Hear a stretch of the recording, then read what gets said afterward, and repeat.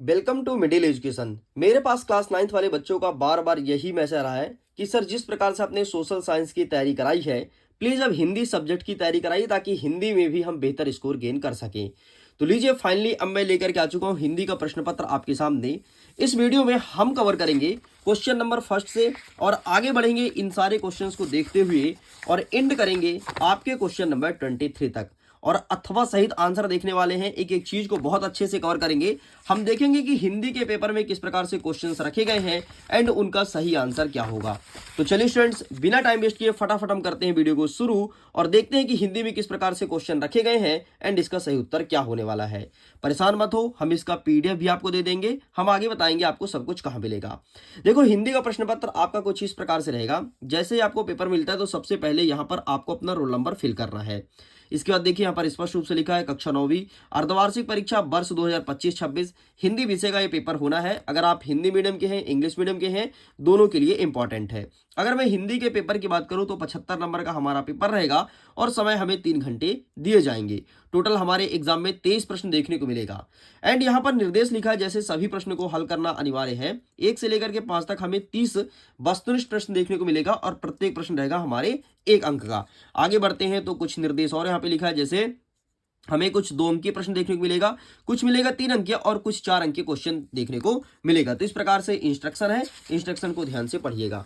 यहां से हमारे क्वेश्चन स्टार्ट होते हैं। अब चलिए स्टूडेंट्स, हम फटाफट अपने सारे क्वेश्चंस को देखते हैं और देखते हैं कि क्या होगा इसका सही आंसर। हमारा पहला नंबर कह रहा है कि सही विकल्प को चुन करके लिखो। इसमें पहला नंबर कह रहा है कि कबीर दास की रचना है साकेत, बीजक, कुरुक्षेत्र, यामा। तो इसका सही आंसर हमें लगाना है ऑप्शन नंबर बा, बीजक इज करेक्ट आंसर, यही है इनकी रचना। नेक्स्ट कह रहा है कि छायावाद के प्रमुख कवि हैं। छायावाद के कितने कवि प्रमुख माने गए हैं? तो यहाँ पर छायावाद के 4 कवि प्रमुख हैं। ठीक है, वैसे अगर इन चारों में से एक की बात करूं तो जयशंकर प्रसाद और बड़े हैं, लेकिन यहाँ पर आपको 4 लिखना है। नेक्स्ट कह रहा है कामयानी क्या है? क्या कामयानी क्या खंड काव्य है, महाकाव्य है, मुक्तक काव्य है? इनमें से कोई नहीं। तो इसका सही आंसर हमें लगाना है कामयानी है आपका महाकाव्य, अर्थात ऑप्शन नंबर बा सही उत्तर हो जाएगा। नेक्स्ट कह रहा है विभावानुभाव संचारी संयोग दशा निष्पत्ति, यह सूत्र किसका है? तो यहां पर आपको सही उत्तर लिखना है ऑप्शन नंबर बा, भरत मुनि करेक्ट आंसर। ये सूत्र भरत मुनि ने दिया है और किसके लिए दिया है? तो रस के लिए दिया है। आगे कहता है नेक्स्ट हमारा प्रश्न नंबर 5, जहां किसी शब्द की आवृत्ति 1 से अधिक बार हो परंतु हर बार उसका भिन्न अर्थ हो, वह कौन सा अलंकार होता है? तो वहां कहते हैं यमक अलंकार, है ना। मतलब शब्द एक बार आए, शब्द सॉरी एक या एक से अधिक बार आए लेकिन उसका अर्थ हर बार अलग अलग हो, वहां पर यमक अलंकार हो जाएगा। नेक्स्ट क्वेश्चन हमारा कह रहा है 6वां नंबर, किसी भी बात पर अतिरिक्त बल देने के लिए जिन शब्दों का प्रयोग करते हैं उसे क्या कहते हैं? तो उसे कहते हैं निपात शब्द, अर्थात ऑप्शन नंबर सा आपका सही उत्तर हो जाएगा। आगे बढ़ते हैं प्रश्न क्रमांक 2 की तरफ, जिसमें कह रहा है रिक्त स्थान की पूर्ति करो। पहला नंबर कहता है कि लेखिका महादेवी वर्मा के बाबा फारसी और डैश डैश डैश भाषा के जानकार हैं। तो इनके बाबा जो थे फारसी और उर्दू भाषा के जानकार हैं, तो यहाँ पर आपको उर्दू लिखना है। नेक्स्ट कह रहा है कि संचारी भाव की संख्या कितनी होती है? तो 33 होती है। नेक्स्ट कह रहा है कि सच्चे प्रेमी को जब प्रेमी मिल जाती है तो सब विष क्या हो जाता है? तो सब विष अमृत हो जाता है, तो यहाँ पर आपको अमृत लिखना है। एंड चौथा नंबर कह रहा है कि महाकाव्य में जीवन का कैसा चित्रण होता है? तो संपूर्ण चित्रण होता है या फिर समग्र चित्रण होता है, ये चीज हमें लिखना था। तो इस प्रकार से यहां तक होता है कंप्लीट। आगे बढ़ते हैं, हमारा नेक्स्ट 5वां नंबर कह रहा है कि पात्रों के संवाद से प्रस्तुत रचना क्या कहलाती है? तो इसे कहते हैं संवाद लेखन। क्या क्या लिखते हैं? संवाद लेखन। तो यहां पर लिखना है संवाद और ये कर देना है लेखन। नेक्स्ट हमारा क्वेश्चन कह रहा है 6वां नंबर कि रीढ़ की हड्डी एकांकी में कुल कितने पात्र हैं? तो कुल 6 पात्र हैं, तो यहां पर आपको 6 लिख देना है। आगे बढ़ते हैं नेक्स्ट प्रश्न क्रमांक 3, इसमें कह रहा है सत्य सत्य लिखो। पहला नंबर कहता है लेखिका मृदुला गर्ग ने अपने नानी को देखा था, तो क्या देखा था? नहीं। लेखिका मृदुला गर्ग ने अपने नानी को नहीं देखा था, तो यहां पर आपको असत्य लिखना है। नेक्स्ट कह रहा है जिसके कारण मन में भाव जागृत होता है, क्या उसे आलम्बन कहते हैं? बिल्कुल सही हो जाएगा। नेक्स्ट कहता है कि कामयानी के रचयिता क्या तुलसीदास है? नहीं, कामयानी के रचयिता तो जयशंकर प्रसाद है। नेक्स्ट कह रहा है कि दंड का विलोम क्या सजा होता है? नहीं, जो सजा है ना वो इसका पर्यायवाची है, विलोम नहीं है। नेक्स्ट कह रहा है कि नानी के मन में देश के आजादी के प्रति जुनून था, तो ये बात बिल्कुल सही हो जाएगा। एंड शंकर बाबू वीकेंड में घर आए थे, तो ये आपका गलत हो जाएगा। इस प्रकार से केवल आपका दूसरा और 5वां सही है, बाकी सब कुछ गलत है। आगे बढ़ते हैं प्रश्न क्रमांक 4 की तरफ। इसमें कह रहा है कि सही जोड़ी को बनाइए। पहला नंबर आपका कह रहा है वाक, तो इसका सही आंसर हो जाएगा आपका कश्मीरी कवित्री, तो इससे मैच कर देंगे। नेक्स्ट कह रहा है कि सब विष, तो सब विष अमृत होए, तो इससे मैच कर देना है। नेक्स्ट हमारा कह रहा है कि क्यों गाती है, तो इसका सही आंसर आपको क्या करना है, कोकिला कर देना है। क्यों गाती है तो कोकिला हो जाएगा। नेक्स्ट कहता है ग्रामश्री, तो इसका सही आंसर हो जाएगा आपका सुमित्रा नंदन पंत। सर्वेश्वर दयाल शर्मा, तो इसका सही आंसर आपको लगाना है बाल पत्रिका पराग। एंड कृष्ण भक्ति, तो यहाँ पर आपको लगाना है मीरा। इस प्रकार से आपका सही जोड़ी होता है कंप्लीट। चलिए आगे बढ़ते हैं प्रश्न नंबर 5 की तरफ। इसमें कह रहा है कि एक वाक्य में उत्तर दीजिए। पहला नंबर कह रहा है कि गांव में शहरी मेहमान मतलब दामाद की तरह सज धज कर कौन आया था, तो यहाँ पर आपको मेघ लिखना है। ठीक है, मेघ आया था सज धज करके। नेक्स्ट कह रहा है प्रबंध काव्य के भेद का नाम लिखो, तो प्रबंध काव्य के 2 भेद होते हैं। ठीक है, तो यहाँ पर आपको 2 कर देना है। नेक्स्ट कह रहा है कि रसाक्तम वाक्यम अर्थात रसयुक्त वाक्य ही क्या है, तो यहाँ पर आपको काव्य लिखते हैं। रसयुक्त वाक्य ही क्या है, काव्य है। नेक्स्ट कह रहा है कि संस्मरण किसे कहते हैं, तो सिंपल सा, किसी भी चीजों को आंखों देखा वर्णन करना संस्मरण कहलाता है। मतलब किसी चीज को तुमने आंखों से देखा, उसका वर्णन कर दिया, वो तुम्हारा संस्मरण कहलाएगा। नेक्स्ट कह रहा है कि समास कितने प्रकार के होते हैं, तो समास 6 प्रकार के होते हैं। नेक्स्ट कह रहा है कि लेखिका की परदादी ने मंदिर में जाकर क्या मन्नत मांगी थी, तो उसे वो चाहती थी कि जो हमारी बहू है उसके लड़की हो, तो लड़की होने की मन्नत मांगी थी। आपको यहाँ पर लिखना है लड़की होने की मन्नत मांगी थी। इस प्रकार से जितने भी वस्तुनिष्ठ प्रश्न होते हैं वो सब होता है कंप्लीट। अब हम कवर करेंगे अपने 2 अंक की क्वेश्चंस को और देखते हैं 2 नंबर के क्वेश्चंस किस प्रकार से रहने वाला है। यहाँ से स्टार्ट होता है। प्रश्न नंबर 6 कह रहा है कि कोयल की कूकू सुनकर के कवि माखनलाल चतुर्वेदी की क्या प्रतिक्रिया थी, और अथवा कह रहा है कि प्रबंध काव्य के 2 भेद का नाम लिखो। आइए देख लेते हैं कि इसका सही आंसर क्या हो जाएगा।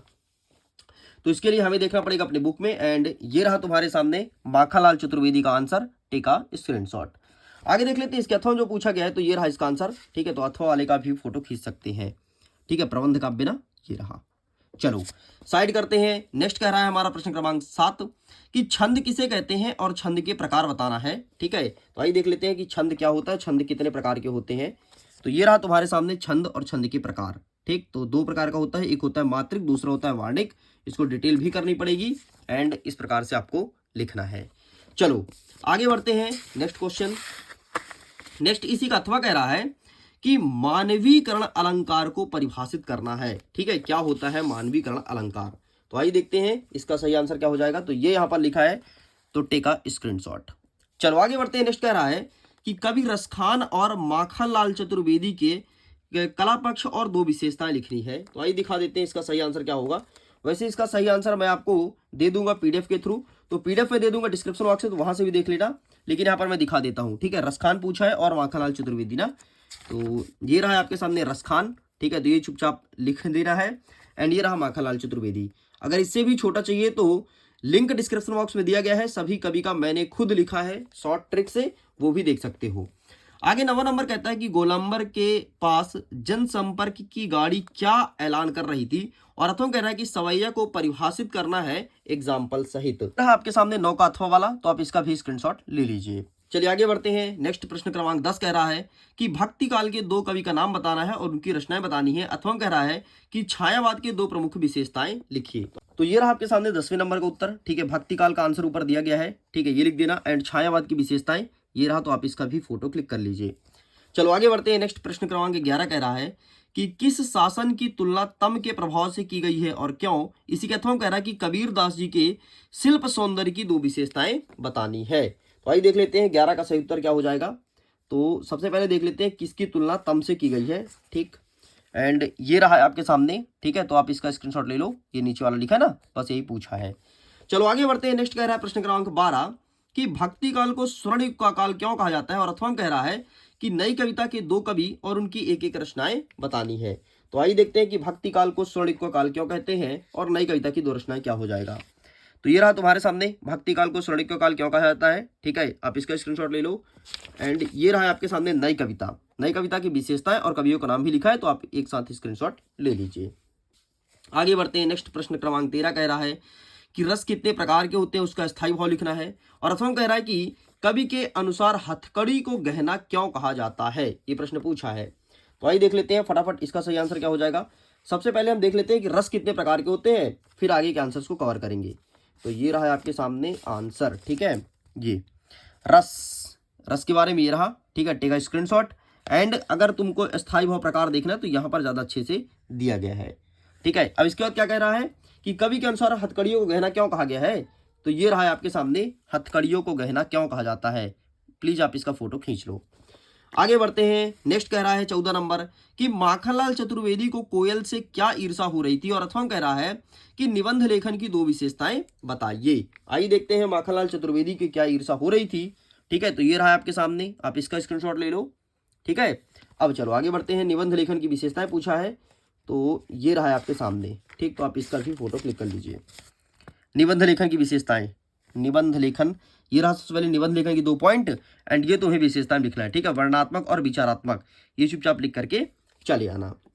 आगे बढ़ते हैं, 15 नंबर कह रहा है कि प्रेमचंद्र जी की 2 रचना लिखते हुए भाषा शैली लिखना है, और अथवा कहता है कि राहुल संख्यात्रायण की 2 रचना लिखते हुए भाषा शैली लिखिए। प्रेमचंद्र पूछा है और राहुल संख्यात्रायण पूछा है, तो आइए देख लेते हैं प्रेमचंद्र क्या होता है, ठीक है। तो ये रहा मुंशी प्रेमचंद्र जी, प्लीज आप इसका स्क्रीनशॉट ले लो, एंड ये रहा तुम्हारे सामने, ठीक, और ये रहा।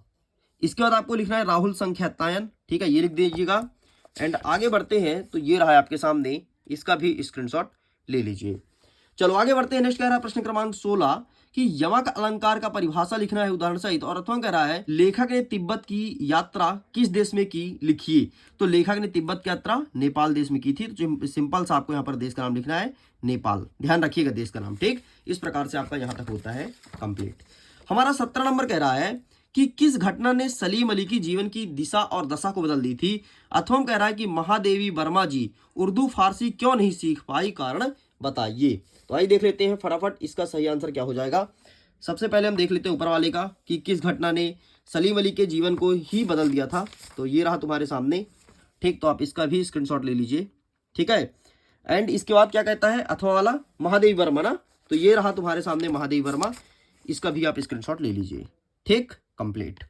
आगे बढ़ते हैं, नेक्स्ट प्रश्न नंबर 18 कह रहा है कि आपको एक काव्यांश दिया है, काव्यांश का संदर्भ प्रसंग सहित भावार्थ बताना है, ठीक है। हसमुख हरियाली से हिम आताप, ठीक है, सुख से अलसाए सो सोए, भीगी अधियाली में निस्की, तारक सपने में से खोए, ये चीज पूछा गया है। तो आइए देखते हैं कि इसका सही आंसर हमें क्या लिखना है। ये रहा तुम्हारे सामने पद्यांश, एंड ये रहा तुम्हारे सामने संदर्भ प्रसंग और भावार्थ, बस इतना लिख करके चले आना है। आगे बढ़ते हैं, नेक्स्ट इसी के अथवा कह रहा है ऊंचे कुल का जामिए जे करनी ऊंच न होई, सुवर्ण कलश सुर भय साधु निंदा सोई, ये चीज पूछा गया है। तो इसका आंसर आपको ये यहाँ पर दिया गया है, ठीक, ये ऊंचे कुल में जामिए। तो आप इसका स्क्रीनशॉट ले लो, देखो 22 में पूछा है, 23 में पूछा है, 24 में पूछा है, ठीक है। चलो आगे बढ़ते हैं, नेक्स्ट कह रहा है 19 नंबर। 19 नंबर कह रहा है कि अब आपको एक गद्यांश देगा, गद्यांश का संदर्भ प्रसंग सहित भावार्थ लिखना है। हम संस्कृति अस्मिता की बात कितनी करें, ठीक है, परंपराओं का अवमूल्यन हुआ है, इस प्रकार से लिखा गया है। तो चलिए फटाफट हम देख लेते हैं कि इसका सही आंसर क्या हो जाएगा। तो ये रहा तुम्हारे सामने हम संस्कृत की अस्मिता, ठीक है। तो संदर्भ प्रसंग और व्याख्या ये रहा, बस ये तुम्हें चिपका देना है। आगे बढ़ते हैं, अथवा में कह रहा है कि जानवरों में गधा सबसे ज्यादा बुद्धिमान समझा जाता है, ठीक है। तो अब इसका भी हमें संदर्भ प्रसंग और भावार्थ बताना है। तो आइए देखते हैं जानवरों में गधा बुद्धिमान है तो क्यों, ठीक है। तो ये रहा तुम्हारे सामने संदर्भ और प्रसंग, और ये रहा तुम्हारे सामने भावार्थ। आगे बढ़ते हैं, नेक्स्ट हमारा 20वां नंबर कह रहा है कि किसी एक विषय पर अनुच्छेद लिखिए। यातायात के नियम पर, जल है तो कल है, जीवन में पुस्तक की उपयोगिता, और अपने गांव व शहर पर, ठीक है। तो आइए देखते हैं कि इसका सही आंसर क्या हो जाएगा। तो ये रहा तुम्हारे सामने आंसर, टेक अ स्क्रीनशॉट, आप इसका भी फोटो ले सकते हैं, ठीक है। एकता वाला ना, तो एकता वाला ये रहा तुम्हारे सामने। और क्या क्या दिया, यातायात का नियम, तो यातायात भी दिखा देता हूँ भाई। और क्या क्या दिया है, जल है तो कल है, ठीक है। तो सब चीज का दिखा देता हूँ, ये देखो जल है तो कल है, बाकी यातायात हमारे बुक में नहीं है, ठीक है, आप अपने बुक से देख लीजिएगा। चलो आगे बढ़ते हैं, नेक्स्ट कह रहा है प्रश्न क्रमांक 21 कि आपको गद्यांश को पढ़ना है और नीचे जो प्रश्न पूछा है उसका उत्तर देना है। तो गद्यांश को देख लो कि इस प्रकार से है, ठीक है, और ये पूरा पूरा लिखा है गद्यांश। अभी इसका यहाँ से क्वेश्चन स्टार्ट होता है। क्या कहता है पहला नंबर की ध्वनि प्रदूषण क्या है, तो सिंपल सा 80 डेसिबल से अधिक के ध्वनि शोर मानी जाती है, बस इतना तुम्हें लिखना है, ये हो जाएगा तुम्हारे पहले नंबर का आंसर। नेक्स्ट कह रहा है कि उपर्युक्त अनुच्छेद का सारांश क्या है। तो इसका सारांश क्या है, तो इसका सारांश सिंपल सा ये लिखना है कि अगर हम 40 डेसिबल से अधिक साउंड बजाते हैं तो वो शोर के अंतर्गत आता है, और शोर जो होता है व्यक्ति के दिमाग को और मस्तिष्क को प्रभावित करता है। अत्यधिक शोर वाले कई सारे हमारे भारत देश के बड़े बड़े महानगर हैं, जैसे कोलकाता और मुंबई और दिल्ली। बस ये तुम्हें लिख देना है, ठीक है। इसका शीर्षक क्या है, तो इसका शीर्षक आपको लिखना है ध्वनि प्रदूषण। क्या लिखोगे, ध्वनि प्रदूषण, बस आपको इतना चिपका देना है। आगे बढ़ते हैं, नेक्स्ट क्या कह रहा है इसी के अथवा में, दो जलबाद नाव में घर में बढ़े दाम, दोनों हाथ उछालिए यही सयानो काम। इसका मतलब ये है कि नाव में पानी बढ़ने पर क्या करना चाहिए, तो नाव में पानी बढ़ने से दोनों हाथ से उछाल करके पानी बाहर निकालना चाहिए, ये कह रहा है। घर में संपत्ति बढ़ने पर क्या बुद्धिमानी होगी, तो घर में संपत्ति बढ़ने पर यही बुद्धिमानी है कि हमें संपत्ति का सही जगह पर उपयोग करना चाहिए। ऐसे नहीं कि जिस प्रकार से हम नाव से पानी उछाल उछाल फेंकते हैं वैसे हम संपत्ति का दुरुपयोग करें।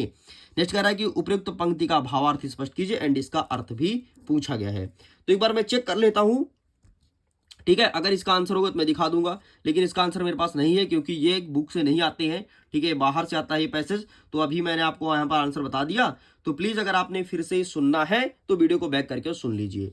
आगे कहता है प्रश्न क्रमांक 22, शाला त्याग प्रमाण पत्र प्राप्त करने हेतु विद्यालय के प्राचार्य के नाम पर एक आवेदन पत्र लिखना है, और अथवा कह रहा है कि अपने परीक्षा परिणाम की जानकारी देना है अपने मित्र को और एक पत्र लिखना है।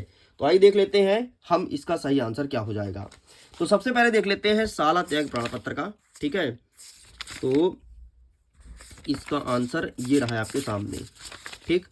तो ये रहा शाला त्याग प्रमाण पत्र या शुल्क मुक्ति के लिए, सॉरी ये है टीसी, ठीक है। तो आप ये छाप देना। और अथवा क्या कह रहा है कि मित्र को पत्र ना, तो ये भी मैं दिखा देता हूं मेरे भाई, मित्र को पत्र। तो ये रहा है आपके सामने, ठीक, ये रहा। तो आप इसका भी स्क्रीनशॉट ले लो। चलो आगे बढ़ते हैं। नेक्स्ट कह रहा है आपका अंतिम प्रश्न, प्रश्न क्रमांक 23। अब देखो, अगर आपने 23 तक बना रहा ना तो इसके पीडीएफ को डाउनलोड कर सकते हो। पीडीएफ का लिंक दिया है वीडियो के डिस्क्रिप्शन बॉक्स में। मैंने आपसे पहले बोला था कि मैं आपको पीडीएफ बताऊंगा कहाँ मिलेगा, तो लिंक डिस्क्रिप्शन बॉक्स में है, जाइए जा करके PDF question paper with solution download कीजिए। हमारा 23वां नंबर कह रहा है कि किसी एक विषय पर आपको निबंध लिखना है, 150 शब्दों में 4 नंबर का प्रश्न रहेगा। टॉपिक कौन कौन सा रहेगा, वृक्षों का महत्व, मेरी प्रिय पुस्तक, कंप्यूटर आधुनिक युग और अनुशासन का महत्व। मैं तो कहता हूं आप ये लिखना, अनुशासन का महत्व ज्यादा सही है क्योंकि हर बार ये एग्जाम में आता है। तो एक बार याद करो, तुम्हारा काम हो जाएगा। लेकिन अगर देखना चाहते हो तो मैं एक बार दिखा देता हूं, ठीक है। ये रहा तुम्हारे सामने अनुशासन का महत्व, फटाफट आप इसका स्क्रीनशॉट ले लीजिए। इस प्रकार से स्टूडेंट्स पूरा का पूरा प्रश्न पत्र मैंने कंप्लीट कर दिया है। अगर तुम इस क्वेश्चन पेपर को बहुत अच्छे सॉल्व कर लेते हो तो लिटरली अपने एग्जाम में टॉप करने वाले हो। सो मैं वीडियो करता हूँ। Thanks for watching. खुश रहिए, पढ़ते रहिए, मुस्कुराते रहिए। Bye bye.